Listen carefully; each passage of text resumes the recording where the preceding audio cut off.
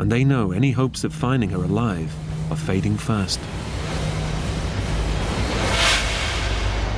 Okay, we've got a missing persons, potential injury in the Amasa back area. John Marshall is in charge of the search team out in the field. Our organization is set up that individual officers take turns being the officer in charge on any particular day. That day just happened to be my day. Female, brunette, about 5'4", 120 pounds, name Danelle Balenji. Balenji? You know her? And instantly, in my mind, the story completely changed. We're not looking for a lost tourist, somebody who just wandered off the trail. We're looking for somebody that's got more backcountry experience than your average John Doe on the street. And if this person's been missing in the backcountry for 2.5 days, they're not just lost. This person's in some serious trouble. While critically injured and exposed to freezing conditions, Danelle's endurance training has helped keep her alive for over 2 days. But the physical ordeal is wearing her down mentally. I was pretty close to dying at that point, and I had lost hope that anybody would find me. Now, after 51 hours, her intense willpower is breaking down. Despite increasing risk of hypothermia, she can no longer stop herself from urinating. With night bringing colder temperatures, Danelle knows that without a miracle, she'll likely freeze to death by morning. The extreme athlete has finally given in. That's when I started to think about my life and everything that I did.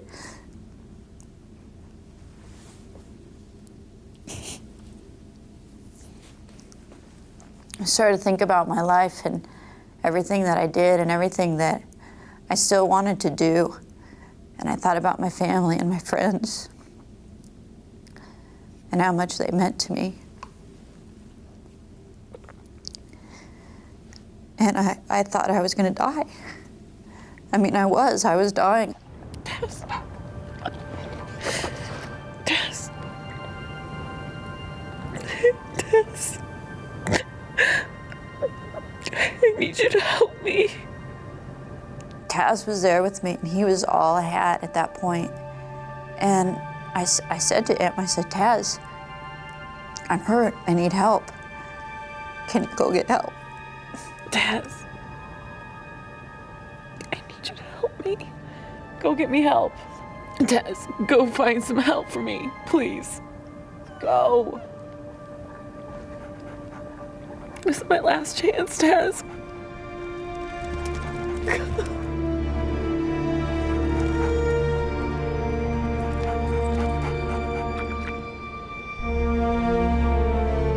Go! And he turned around and he took off.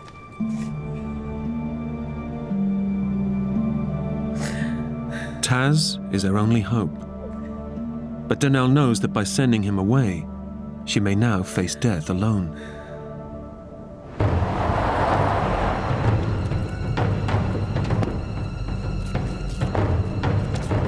With little time to spare, Moab Rescue Operations Chief John Marshall arrives at the Amasa backcountry search area first. The backcountry here in southeastern Utah doesn't play any favorites. It's a beautiful, awe-inspiring landscape, but it also is deadly.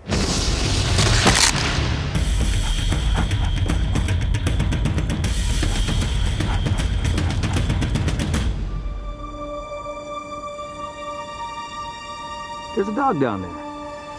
You see him? Yeah, I got him.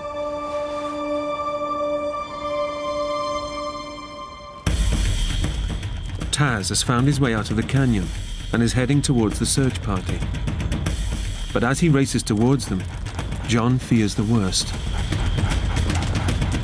I know my dog will never leave my side as long as I have a pulse. So to see her dog down in the bottom of the canyon for the first time, my heart dropped. It says, oh, this can't be a good sign. The dog has left its master. As the rest of the search party arrives, Taz reaches the top of the canyon. But he doesn't stop, and his behavior is bewildering, particularly to experienced tracker Bego Gerhardt. This bedraggled dog came running down the Jeep road and right through us. The odd thing was he didn't really want anything to do with us. Like, he didn't walk up to the first person and go, "Feed me." John Marshall knows that Taz could hold the key to finding Donnell. But standard procedure dictates that he cannot delay the rescue operation any further. Bego, you take the Massaback Trail and the ATV. Bego Gerhardt is under no illusions about the enormity of the task facing them. It's usually you're going to look for somebody that's just out after dark, or they broke their ankle and you pretty much know where they are. But this was a full-on search, had no idea within, say, 20 square miles, which is huge in this country with all the canyons and cliffs. 20 square miles can take a long time to cover. It's time they simply don't have. As evening approaches, temperatures are already dropping. But Bego Gerhardt can't rush, for fear of missing a clue that may lead him to Donnell.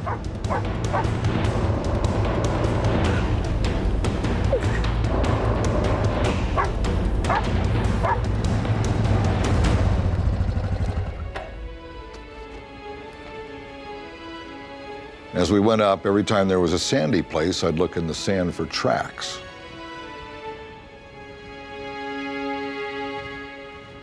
And pretty soon I thought I found some tracks that could be 2 days old, and there were dog tracks along with the shoe prints.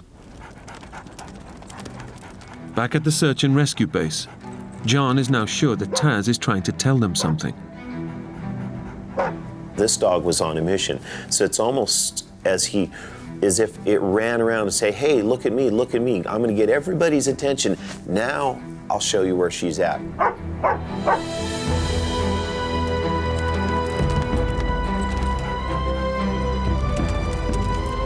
Where is he going? All of a sudden, down in the bottom of the canyon, the dog reappears and headed back up the Massaback Trail. So I get on the radio and I radio over to the vehicles heading up the trail. 1T812 to 1T836. Hey, Bego, looks like the dog's coming your direction. Let him pass. Let's see where he's going. I'm looking over my shoulder, and sure enough, Taz appears and takes off up over the hill. I'm going, you know, I think I should follow Taz for about 5 minutes just to see. Okay, dog. Let's see what you know. Time is running out. As nightfall approaches, a new threat to the rescue operation has emerged. Heavy snowfall is forecast, which Donnell couldn't hope to survive. Following Taz may now be the last chance of finding Donnell alive.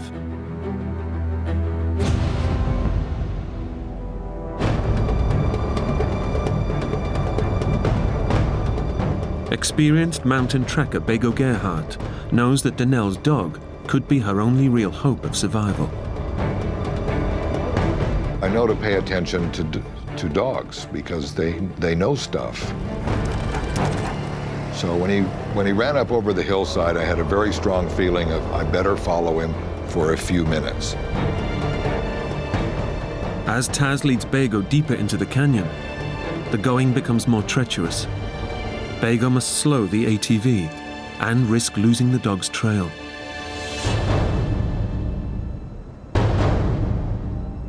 Donnell has no way of knowing that Taz has found help. She is resigned to dying out in the open.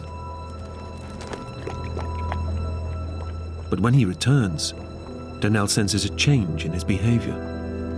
Next thing you know, Taz came up and he came right by me and he went straight to the puddle and he started drinking from my puddle. I remember thinking, that's my lifeline, that's the only water I got. Can't you find a different puddle, Taz? But I couldn't, I couldn't say that to him, and I just pet him a few times and let him drink from the puddle. And his demeanor had changed a little bit. He had seemed to get a little bit of energy back. And then he lick my face again. And he was kind of wagging his tail a little bit, and it was sad for me to see this happy little dog that I was never gonna be with. At the same time, I heard this other sound. Help!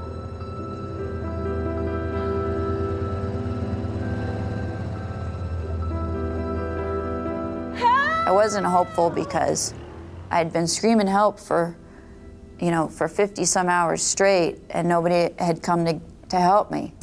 Help! And just about the time I thought I was going to run out of road, I heard this blood-curdling scream. Help! I'll never forget it. And had to be Nell.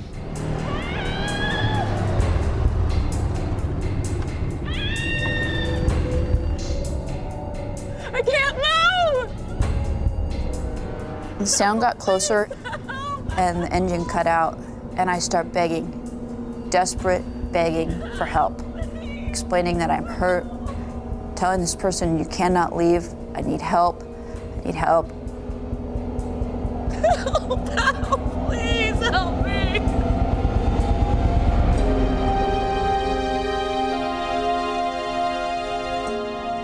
It was the best moment of my life, because I knew right then that I was going to get a second chance.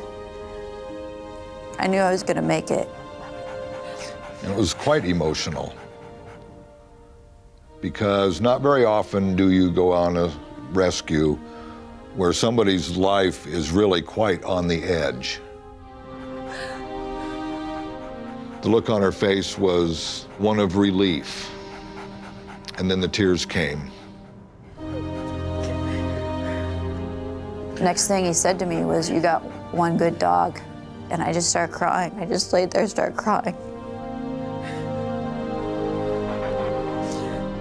I don't think any human could have survived another night in those temperatures. Taz's extraordinary bond with Danelle has saved her life. Taz certainly did make the difference in shaving hours or perhaps even days off of finding Danelle. And in this rescue, she didn't have hours or days to spare. She was on the brink as it was. I knew Taz was a smart dog, but to be able to do what he did, this was a whole nother level of communication. Suddenly, my dog was taking care of me instead of me taking care of him. I look back on it now and I'm so grateful. He's truly a best friend.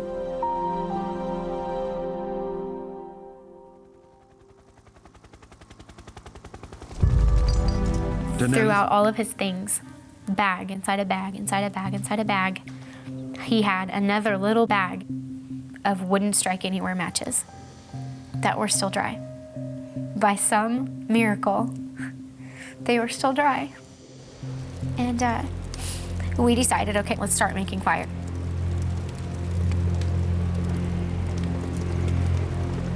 What's that noise? Fire?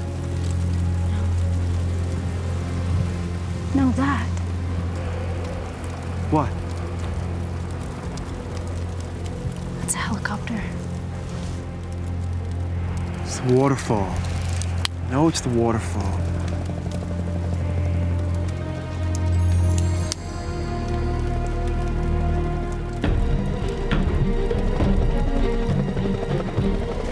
It's a helicopter. Hey! Hey! Hey!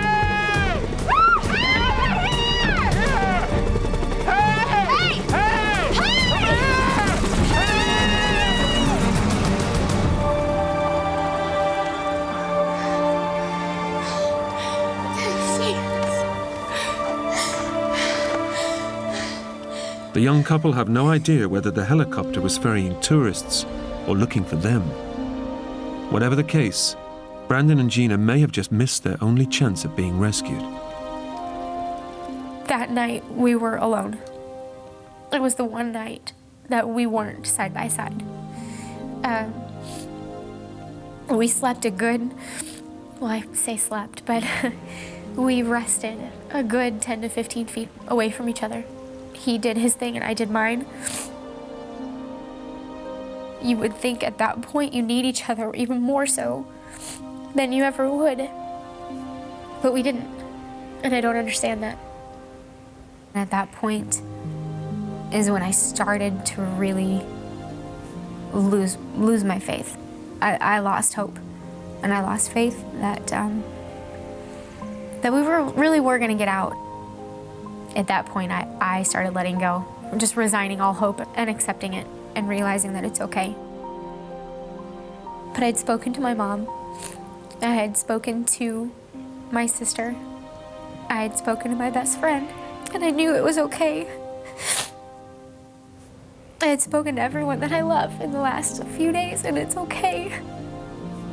It's okay that I don't come home.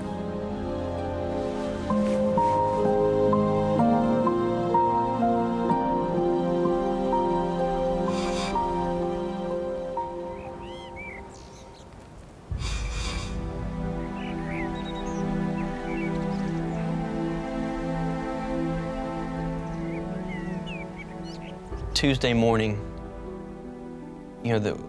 we felt by far the worst we had felt since we'd been out there. And just standing up from a crouched position was difficult. Over 4 days, the young couple's physical resilience has driven them on, but not any longer. Just the constant nights of not getting any real sleep, of shivering, the days of climbing and getting cut and scraped and bruised, trying to make our way down this mountain, being dehydrated, not having any food. I think it had all finally really hit our bodies. Although they now have a means to collect water, starvation is having a dramatic effect on their health. Our bodies are starting to tell us that they don't have much more. We had turned some type of a physical corner, and it was downhill. Exactly what happened to John has been a mystery, until now. When I was gathering water from this pool, I did notice something out of the ordinary, something that didn't seem right. I think really maybe part of me knew what it was, but the other part of me didn't want to know, at least not at that point in time.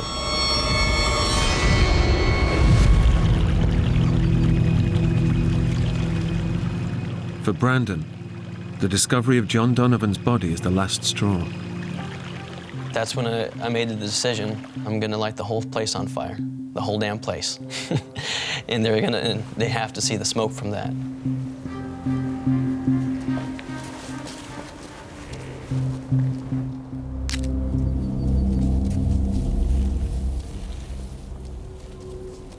We only have so many matches. We don't know how many times, if any, that we'll see another helicopter. So this was our last bullet. This was our last shot. Come on, come on.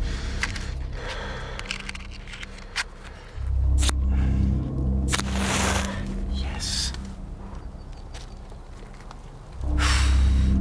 Come on. Yes. And it took much faster than I anticipated. Made sure the fire caught, and within 60 seconds, it's a large fire and getting larger. No.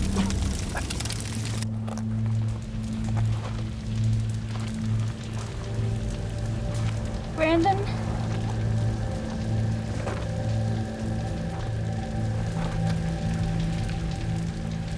Brandon?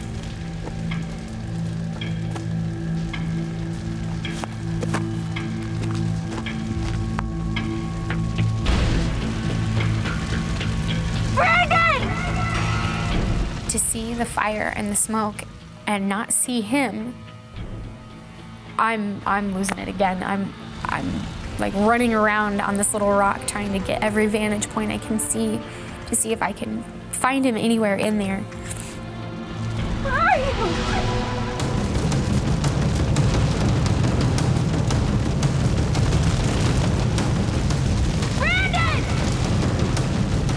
And finally I see his little head moving through the mess, and the flames are getting bigger, and I'm just, hurry up, get up here, get to me. Brandon, hurry! Faster! Run! Brandon, come on! Brandon, hurry! Hurry! I'm okay. Just, come on, how do you not see this? Again, not a cloud in the sky, crystal blue skies, just amazing, beautiful. And all you can see are these huge plumes of just black smoke. It burned for about 45 minutes or so, produced a great deal of smoke. There wasn't a cloud in the sky, and the thought was, I mean, they have to see this. I mean, if they don't see this, what next? We just kept on putting our hope in this. This is kind of this is our last shot. And we watched the fire begin to smolder, and eventually wasn't putting out nearly the same smoke. It basically burnt itself out. And now about an hour's gone by, and we still don't hear anything. We don't see anything. And so the thought starts to creep in both of our minds of, that was our best shot. What are we going to do next? I'd always tried to be positive that we were going to find a way out. There's going to be a search for us. There's going to be something. We just have to keep, ourselves safe, and we're going to be okay. But now here we are, in a spot where we know somebody's died. And what are we going to do?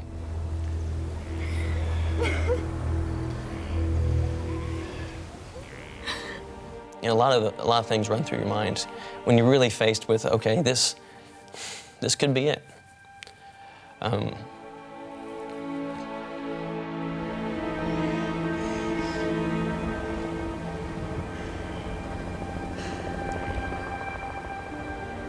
And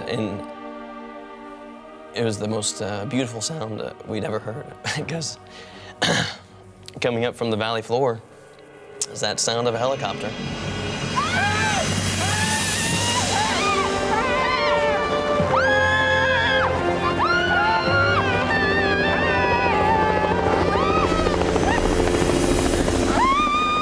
I think we both would have cried if we had tears, but we're both so dehydrated. We didn't have enough moisture in our body to come up with tears. But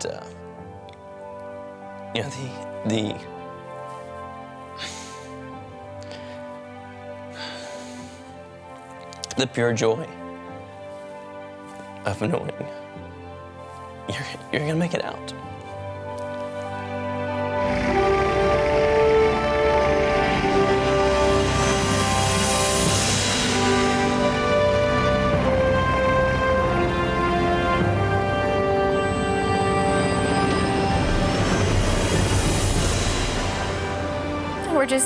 We're hugging and we're kissing, and it's just, we know we're going home.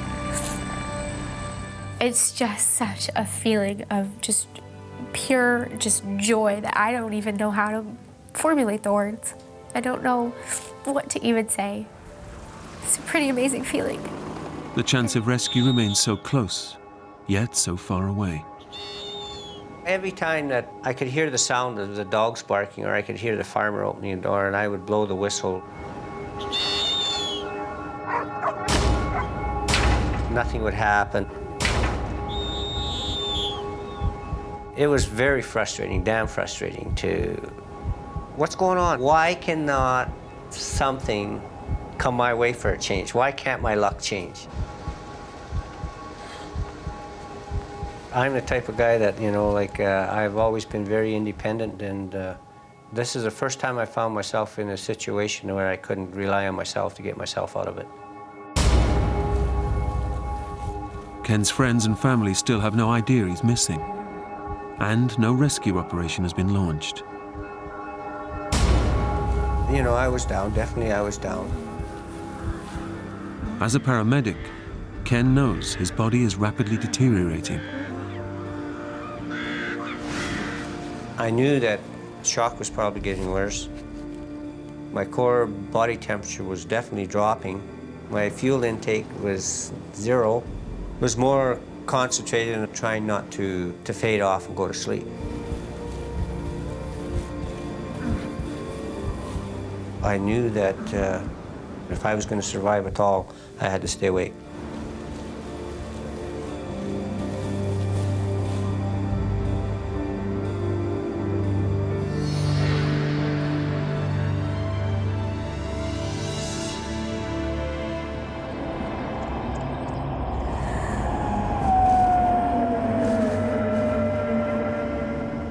Just before dark again, the coyotes came back and there was a few more.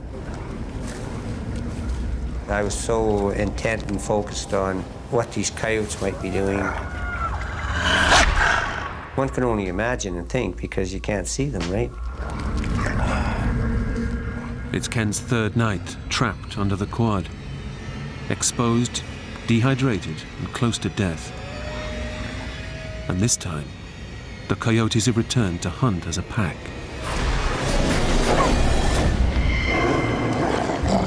They're well versed at their attack tactics. They would have tried definitely for my face or my throat because that was the most exposed. If you're swinging one way, they would try to grab you from the back. This pack have already tasted fresh meat, and they're craving for more.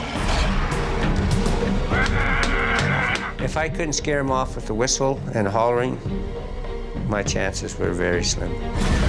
Very slim.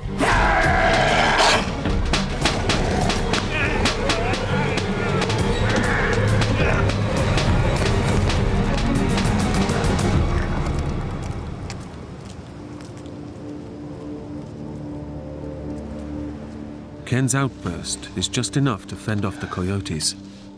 But if he has to spend another night out there, they'll be back, and he may not have the strength to fight them off for much longer.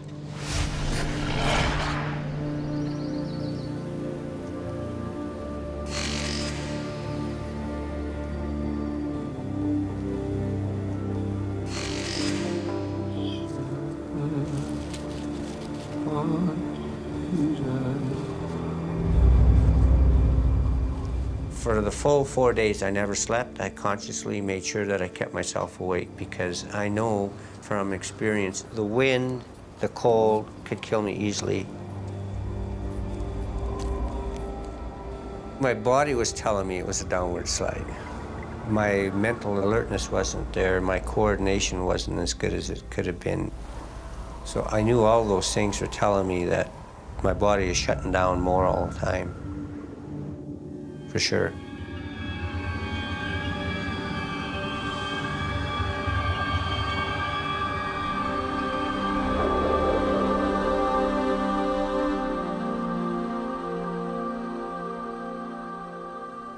My family was my primary focus.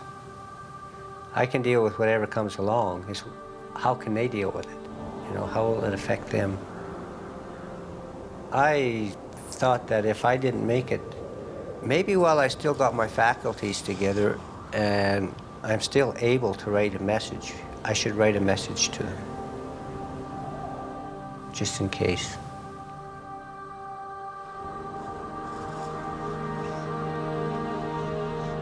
Well, I told them I was sorry.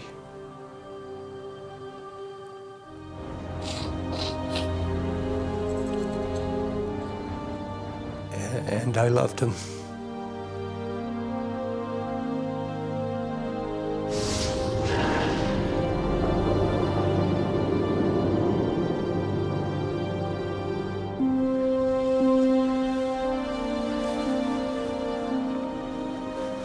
I took my glasses off and I laid them in front of me, and I thought that, well, maybe, you know, just maybe I could get a little bit of rest.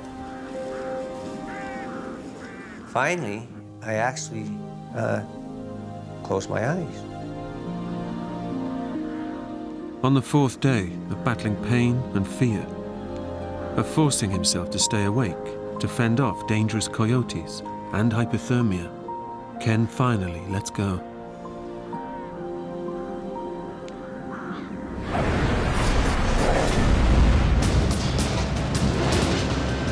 That morning was a nice day for a walk, and I decided to take my dog to a particular area to visit friends.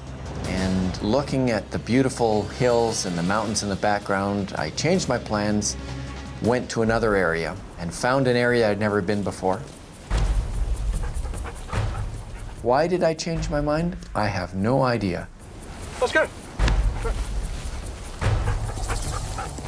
Search and rescue expert Roy Davidson seems to be being led by fate to a certain point in the mountains. I had no intention of being in that area whatsoever. I changed my plans 5 times to end up where I was. When I got down into the bottom of the valley, that's where I changed my mind again. Let's go. Come on. Come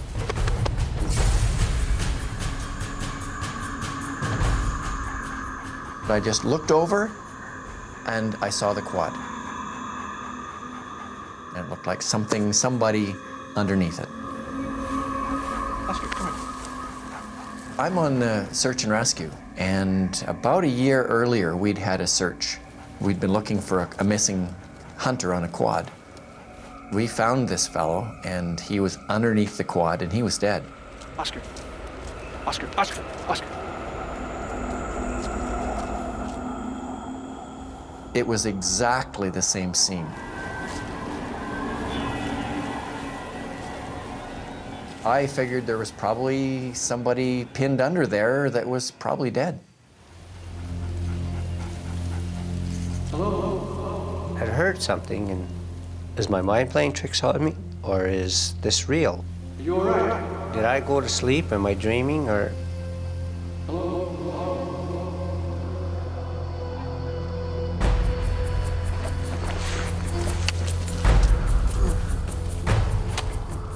I thought I was seeing things. I thought I was hallucinating. I said, oh boy, you know, this is getting really severe.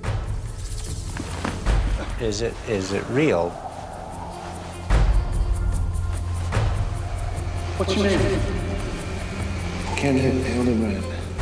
I felt blessed. I felt lucky to be alive. I don't have to say goodbye to my family.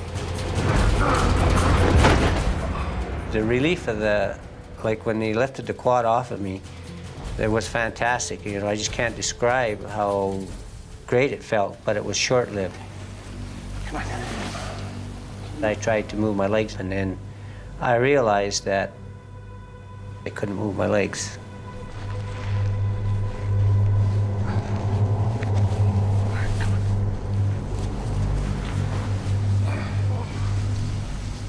When he first told me that he'd been there for 4 days and 3 nights, I didn't believe it.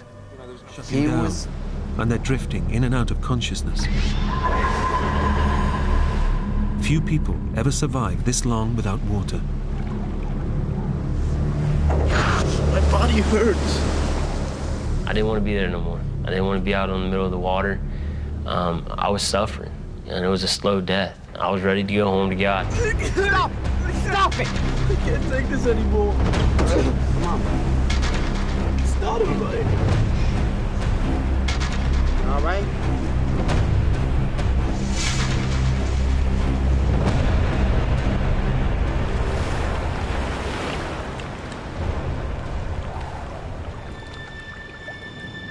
Even though Josh tries to stay strong for his younger friend, he's also battling his own demons.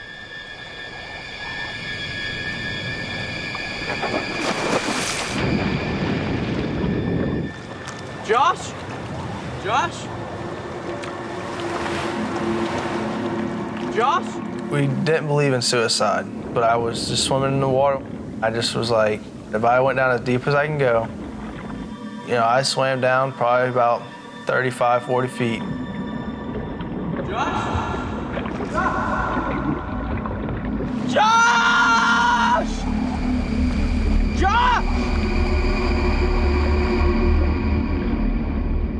If a shark grabs me, don't try to save me. I was like, just let him eat me. I'm not gonna put up a fight. And then I thought, you know, what I might lose, you know, what I'm missing out as far as growing up and how my family's gonna move on without me. All those emotions run through your head.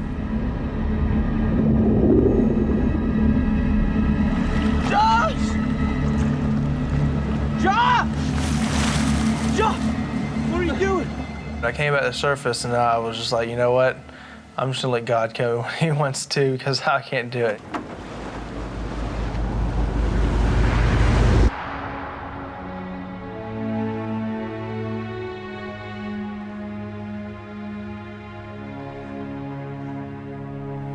I would go back and forth the whole time to hang on to hope, but also realizing that they might be gone.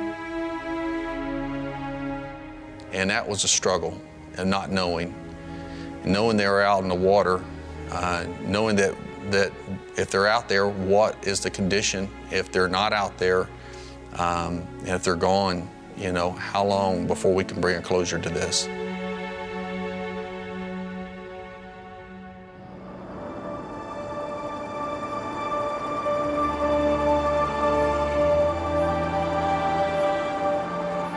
Every night when I would come home and drive down the street, someone in my neighborhood lined the entire street with bags with candles in them.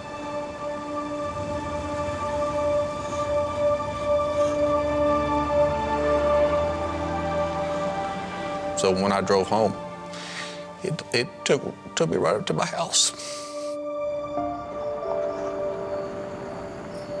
The bags and the candles were out every single night. I was going to have to get ready for what I thought would be the memorial service once the bodies were found.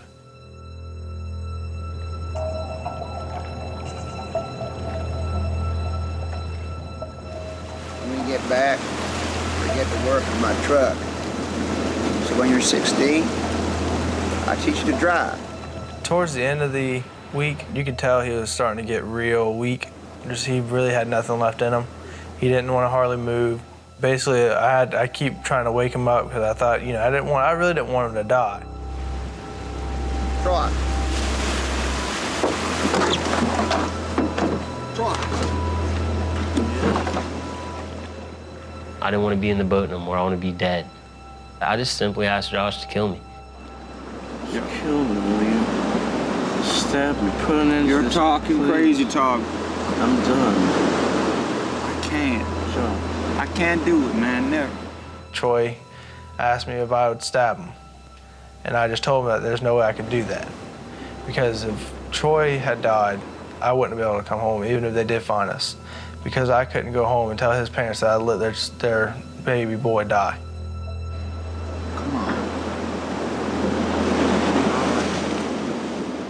Troy has now completely lost the will to live.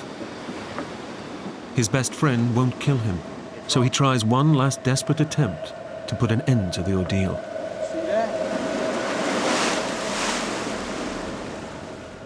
Every night you'd see like little glow-in-the-dark little balls, and they're called jelly balls.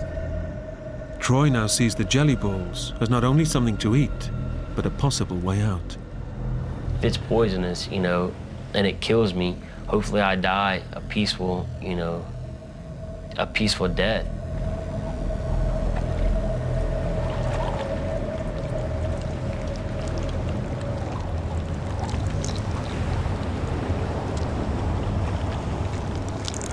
I wasn't just gonna eat a little bit and get real sick and suffer even more. I was gonna eat a lot, and if they were poisonous, you know, I was gonna go out on the first hit.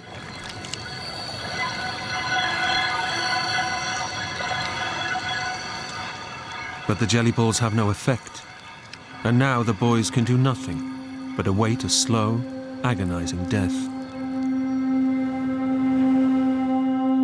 We pretty much realized that we were just waiting on to die. We didn't know how much longer we'd be alive.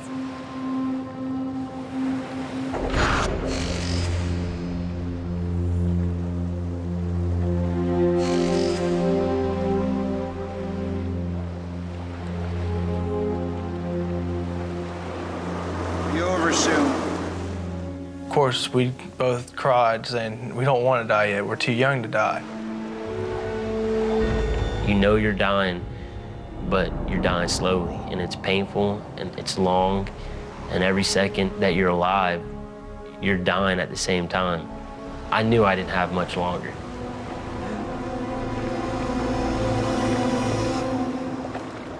In fact, Their dehydration is now so advanced that they literally have only a few more hours left to live.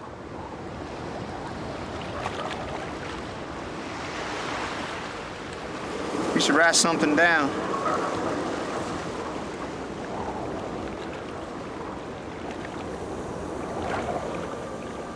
Summoning the last of their energy, the boys scratch out their final goodbyes to the families they're leaving behind.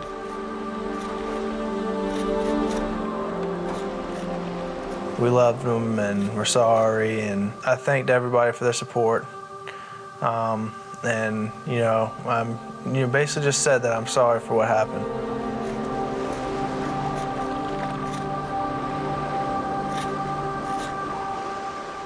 I remember writing to my mom and my dad, specifically saying, thanks for everything you've done for me. Thanks for teaching me what you've taught me.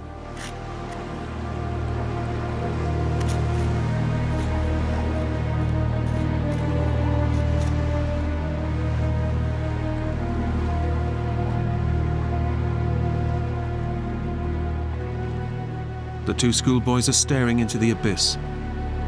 They've given up on life and can do no more than await death's final call. Josh, I hear something. Well, as me and Josh laid in the boat, I heard the roar of a boat again. It's louder. Looks like it is you.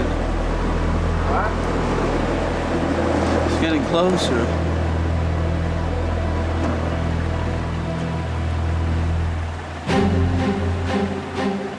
I see this huge fishing boat coming straight at us. So at that time, I jerked Josh. I was like, you gotta get up. Josh, help us! Hey, help me! Help us! Please, help us! I was crying, but at the same time, it was like I wasn't crying because I had nothing to cry. I was just screaming, hey, please help us. Please, we need help. Over here! Help! Come on! Over here, please! The two boys are just a speck in the ocean. But unlike the boats on previous days, this time they've been spotted.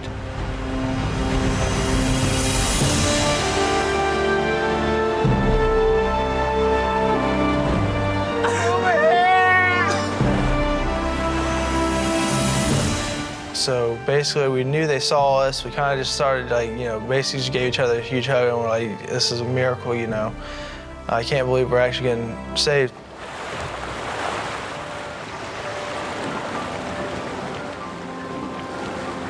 Come on, guys!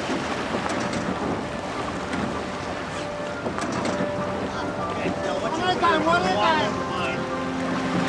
time. The captain reached over and pulled me up because I barely had any energy to get up. And, I flopped on the deck. Need some water! I need water. Get you up here. You okay? You okay? I couldn't understand them because they were whining, whimpering, happy, sad, the whole 9 yards. But one of the first things that Troy said to me, he asked me if I believe in God. And I said, well, yeah, I guess I do now. Because miracles happen. Some water with you. Thank you, man. Thank you. Got you, man. You're safe now. You're safe. Yeah. Since the log was the only thing floating, I wanted to keep it with me. So I would try various techniques of pushing it forward and then swimming along to it and then pushing it forward. But despite his efforts, Will knows he's still getting no closer to shore. Initially in the morning when I woke up, I thought by noon I would be on the beach. And later it didn't quite seem that anymore. Clinging to the log for 13 hours, Will realizes his last remaining lifeline is fast becoming a burden. Instead of pushing him towards land, it's riding the undercurrents and pulling him even further out to sea. I thought that pulling and pushing the log along was really not increasing my progress. It was giving me something to float on, but it wasn't really getting me toward the shore. The log that so far saved his life could also end up killing him. It was the only floating thing I had besides myself. I mean, I'd slept on it. that tree saved my life. He faces an agonizing dilemma. Should he let the log go and hope he has the energy to reach shore? Or should he hang on, praying for rescue?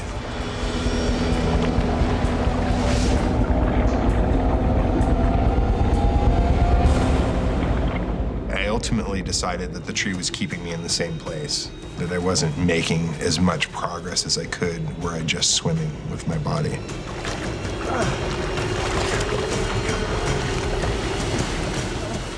It was extremely difficult to let it go.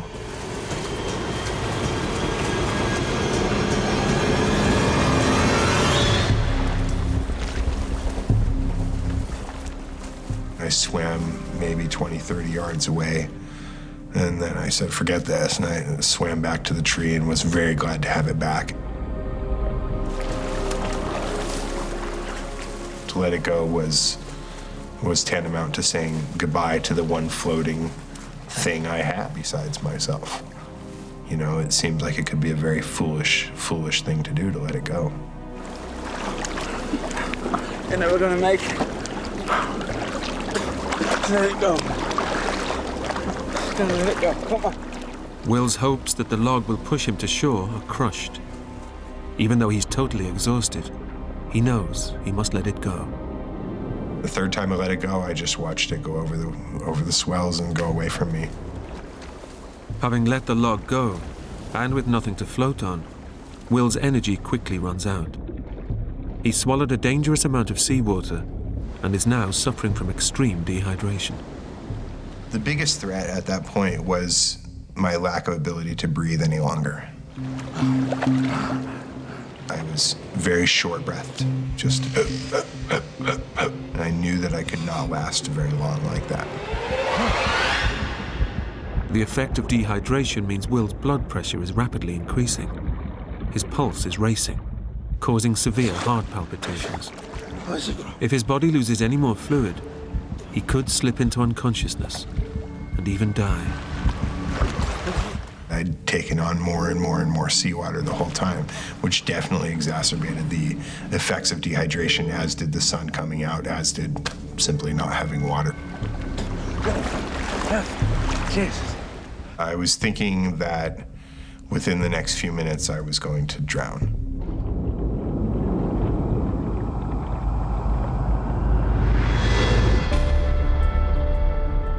"3,000 miles away, Will's friends are desperate to find him.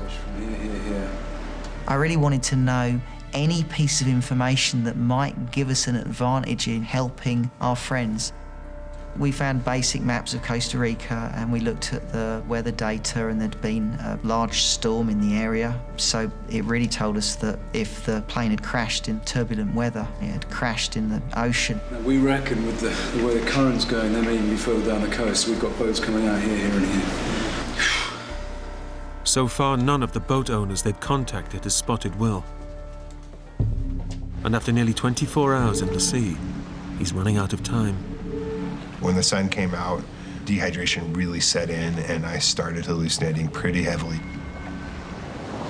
I noticed a severe deterioration in my mental state to comprehend reality versus fantasy.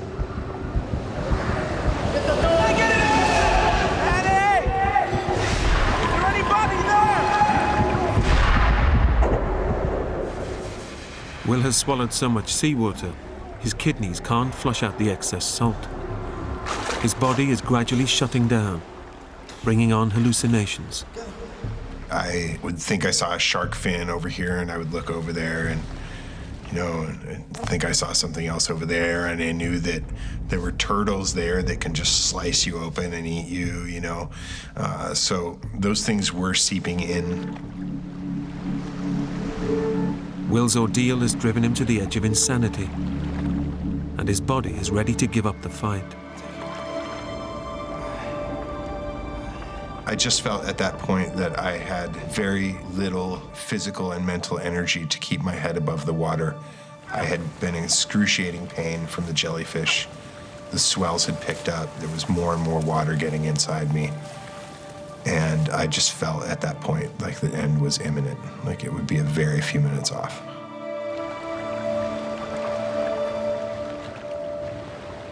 He begins to say goodbye to the family and friends he thinks he will never see again. I felt alone from other humans. I felt that I'd left, you know, the other humans, the other people in my life behind. That part of my existence was over, and that I was going to die, and, you know, that I hoped that I'd done well in life, that I'd shown compassion and kindness to people, you know, and that they felt that love, you know.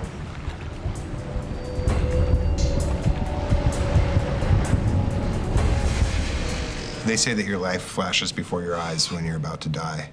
And very similar to the night before, I thought that death was imminent and very, very close.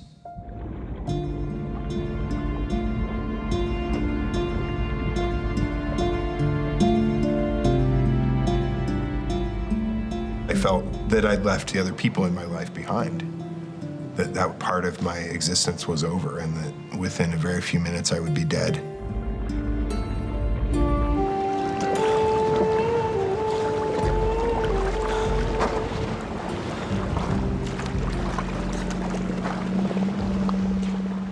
I went vertical and I thought I saw a boat, but I was by no way sure. My mind was not together any longer. I was hallucinating heavily at that point. Either a boat was there or there wasn't. Focus well. Focus well. Focus. Breathe. Hello? I waved to them and yelled in Spanish as loud as I could. Hello? Hello? For them to have seen me was unlikely, so I laid back down in the water to await either drowning or rescue. Having used up his last scrap of energy to wave at the boat, Will collapses in the water and awaits his fate.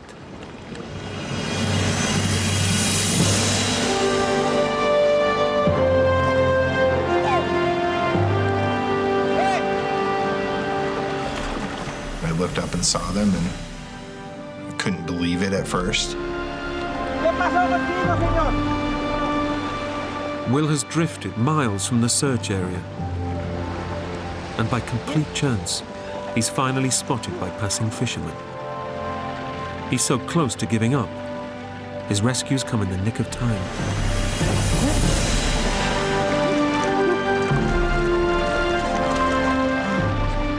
They said, "Come on, get on the boat." And I said, "I can't." I had no strength, you know?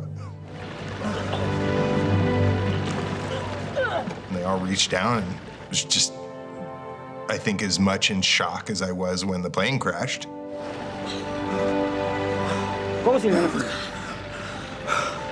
Oh my God.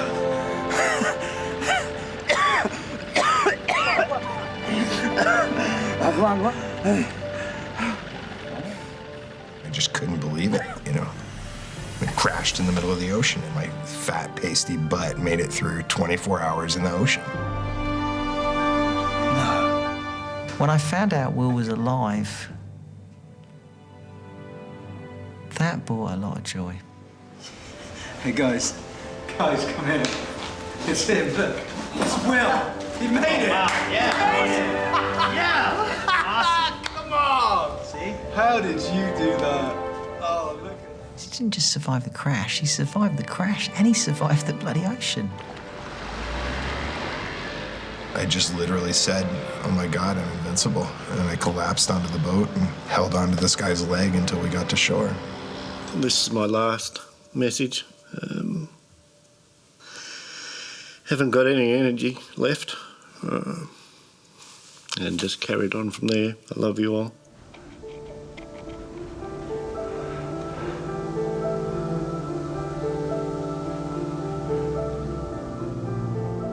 Trying to explain more so to my wife that it was my fault that I was there.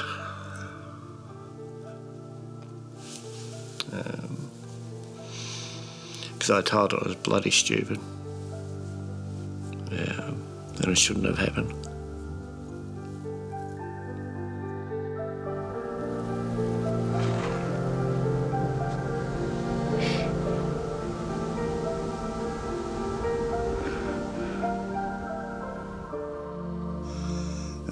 religion becomes very, very strong.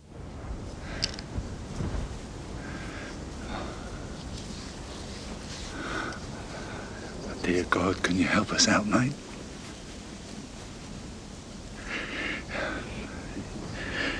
If you see me out of this, I'll see you right, I promise.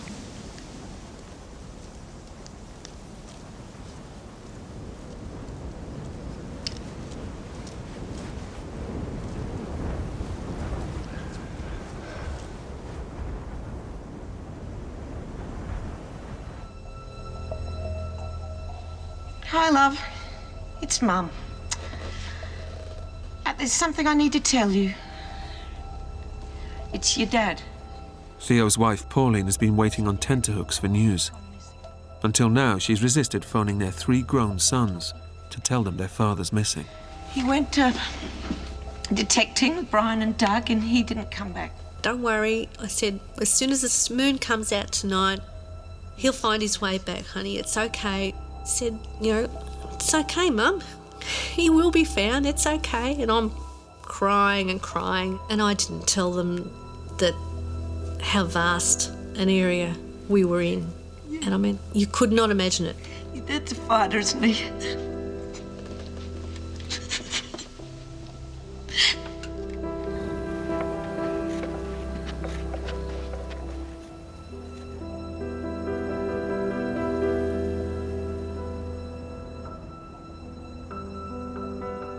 By Monday, I think I had him as dead.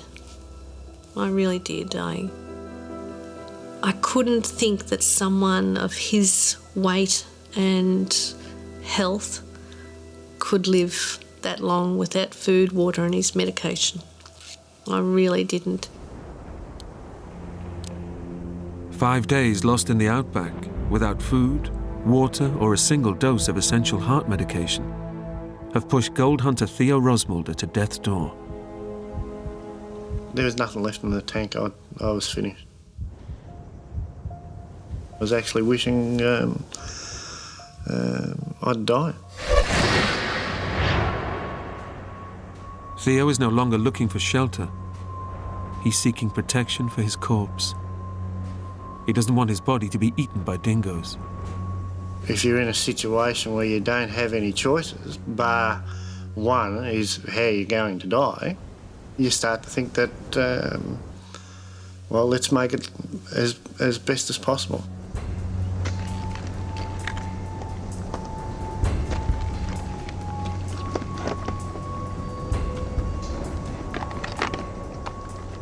When I found that cave, I basically decided, well, that would be a good resting place.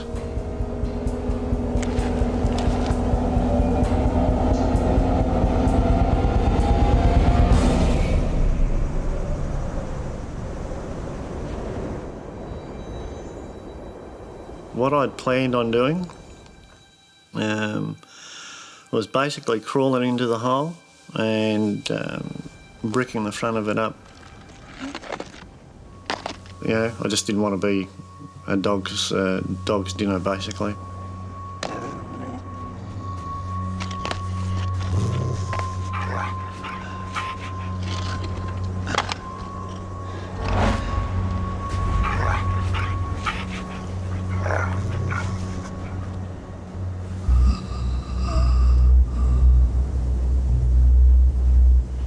I was prepared to die. I knew I didn't have much time left.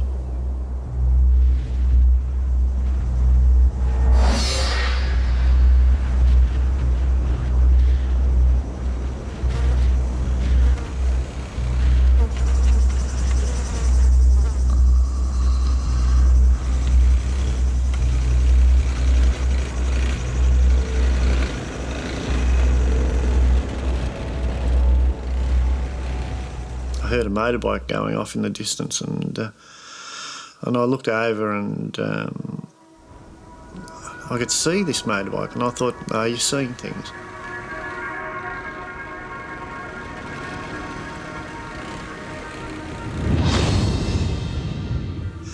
I thought, no, you're going crazy. You know, it's not there. You know, you've seen things before, and that's just not there.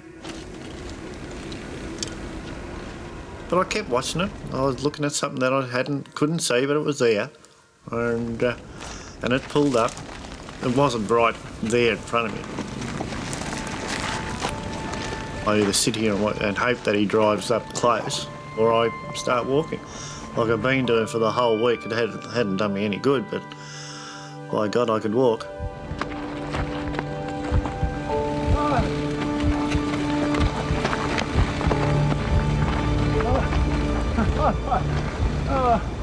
I started waving, but I mean, it was taking such an effort to even stand up and wave. On the verge of death, Theo has narrowly missed another rescue opportunity.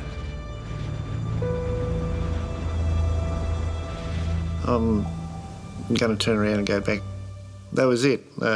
If I was going to die, that was the place I was going to die. I'd picked it.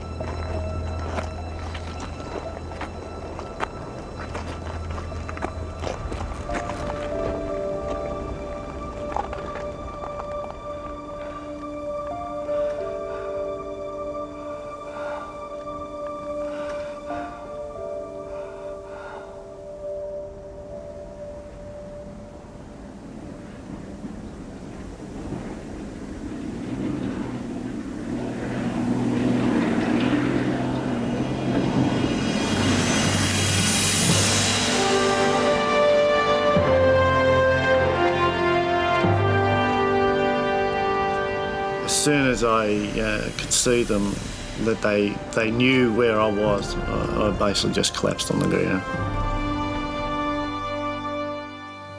It was just a feeling of utter enjoyment. The emotions were going through that, you know, it's finished. The thought of dying's not going to happen. All the plans that I had of, you know, going into the cave and letting nature take its course just wasn't going to happen. And, you know, those guys, they're the best looking bunch of blokes I'd ever seen. Rescuers found a fresh set of Theo's prints, and the Aborigines were finally able to track him down. Can't explain it. It was just a huge relief. It was, oh, thank God.